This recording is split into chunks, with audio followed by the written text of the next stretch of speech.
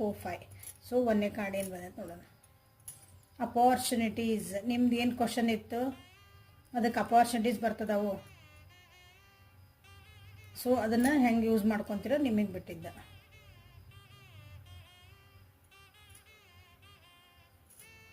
So card number 2. S, ನೀವೇನು ಅಂದ್ಕೊಂಡ್ರಿ ಅದಕ್ಕೆ ಕೆಲಸ ಆಗ್ತಾಯಿತಿ ಅಥವಾ ನೀವು ಅಂದ್ಕೊಂಡಿದ್ದೆ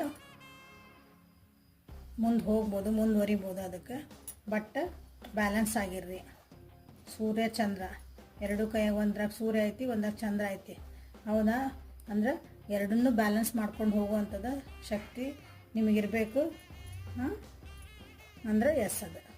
so card number 3. Within the next few weeks. ನೀವೇನು ಅಂದ್ಕೊಂಡಿರಿ ಕೆಲಸಗಳು ಅವು ವಿದಿನ್ ನೆಕ್ಸ್ಟ್ ಫ್ಯೂ ವೀಕ್ಸ್ ಒಳಗೆ, ಅಂದ್ರೆ ಮುಂದಿನ ಕೆಲವೊಂದು ವಾರಗಳೊಳಗೆ ನಿಮ್ದು ಕೆಲಸ ಆಗುವಂಥದ್ದೈತಿ.